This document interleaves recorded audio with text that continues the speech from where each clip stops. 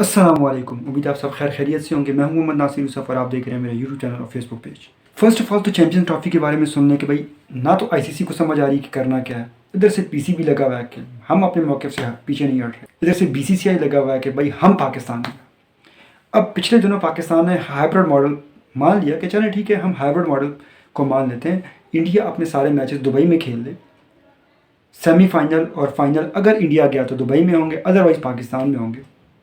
लेकिन जितने भी इवेंट्स आगे इंडिया में आ रहे हैं, हम भी उसमें हाइब्रिड मॉडल पे जाएंगे, हमारे मैचेस किसी और कंट्री में होंगे। अब इंडिया में 3 इवेंट्स होने, एक 2025 का T20 का वर्ल्ड कप वुमेंस का, उसके बाद एशिया कप होना है, और फिर T20 वर्ल्ड कप भी है मेंस का, वो भी इंडिया में होना है।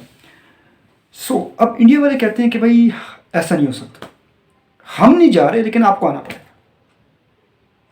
अब इस पे पीसी बिठा के उसने कभी ये कैसे हो सकता कि आप लोग ना आए हमारे इवेंट पे, आप लोग ना आए लेकिन हम लोग चले जाएं।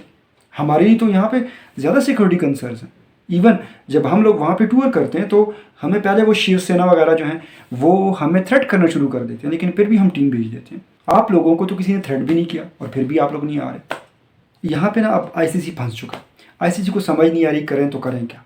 और मुझे तो कभी कभार ऐसी फीलिंग होती है कि आईसीसी का लास्ट स्टेप यही होगा कि वो इस चैंपियन ट्रॉफी को ही कैंसिल कर देगा। वो कहेंगे ना रहे बीन ना बजे बांसुरी, तो वो चैंपियन ट्रॉफी को ही ख़त्म कर देंगे, जो कि मुझे लग रहा है।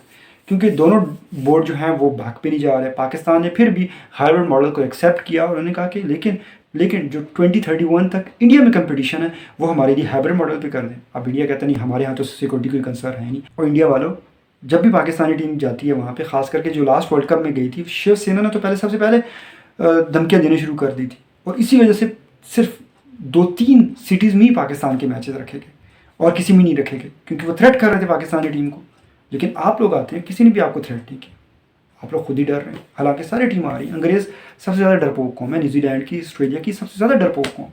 वो आके टूर करके चली गई हैं, लेकिन आप लोगों को थ्रेट, पता नहीं आप लोग आसमान से उतरे हुए। खैर ये तो कुछ दिनों में पता चल जाएगा। मे बी 1-2 दिनों में आईसीसी अनाउंस कर दे कि होना क्या, क्योंकि आईसीसी बिल्कुल फंस चुका है। और पाकिस्तान ने इस बार बड़ा स्ट्रिक्ट स्टांस लिया। उन्होंने कहा कि भाई जो भी हो, हमारा नुकसान हो रहा है होने दो, लेकिन हम आपकी बातें नहीं मानेंगे।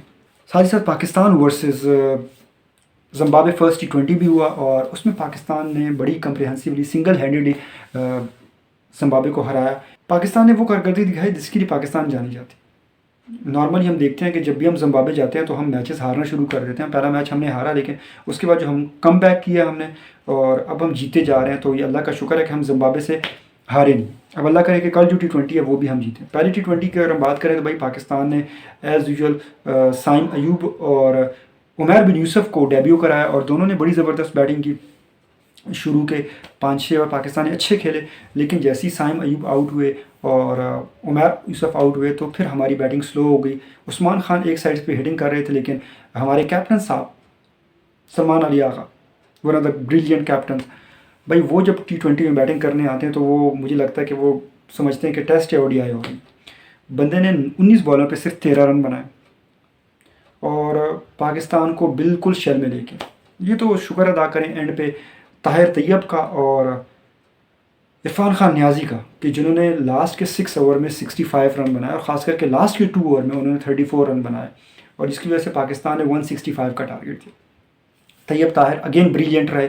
जिस तरह लास्ट ODI में उसने क्विक फायर 11 बॉल्स पे 25-26 करके दिए थे, तो कल भी उसने 25 बॉल्स पे 39 किए। और साथ में इरफान खान न्याजी जिसने 14 बॉल्स पे 28-29 रन किए और पाकिस्तान को एक ऐसे टोटल पे लेके गए जहाँ पे वो फाइट कर सकते थे।